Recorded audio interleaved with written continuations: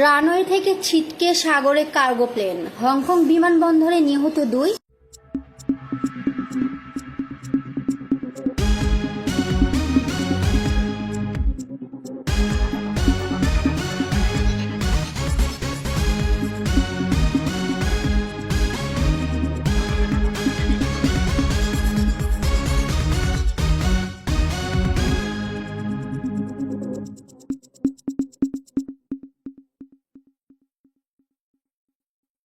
Online desk, সাথে আছে আমি জানাত আরা কলিম। হংকং আন্তর্জাতিক বিমানবন্দরে একটি কার্গো প্লেন রানওয়ে থেকে ছিটকে সাগরে পড়ে গেছে। এ দুর্ঘটনায় 2 জন নিহত হয়েছে। স্থানীয় সময় সোমবার 20 অক্টোবর ভোর 3:55 এই দুর্ঘটনা ঘটে বলে জানিয়েছে হংকং সরকার। দেশটিতে সাধারণত ভোরবেলায় কার্গো ফ্লাইট ওঠানামার সবচেয়ে ব্যস্ত সময়। বিবিসির খবরে বলা হয়েছে, দুবাই থেকে আসা এমিরেটসের ফ্লাইট ইকে 9788 যা অ্যারোট্রান্স কার্গো হিসেবে পরিচালিত হচ্ছিল, অবতরণের সময় রানওয়েতে থাকা একটি গাড়ির সঙ্গে ধাক্কা খায়। এতে বিমানবন্দরের 2 কর্মী সাগরে পড়ে যান। পরে তাদের উদ্ধার করে হাসপাতালে নিয়ে যাওয়া হয়।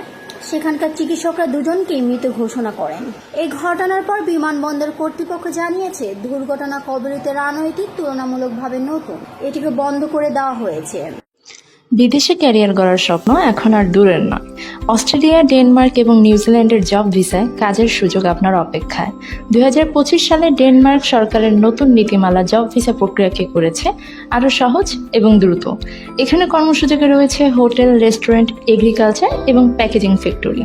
বেতন প্রতি মাসে 3 থেকে 3.5 লক্ষ টাকা। ওভারটাইম বেতনের 1.5 গুণ। সময় লাগবে 3 থেকে 4 মাস। সাথে থাকছে চুক্তি নবায়নের নিশ্চয়তা। তাহলে আর দেরি কেন? আজই যোগাযোগ করুন আমাদের অভিজ্ঞ টিমের সাথে। আপনার বিদেশে ক্যারিয়ার গড়ার যাত্রা শুরু হোক এখান থেকে।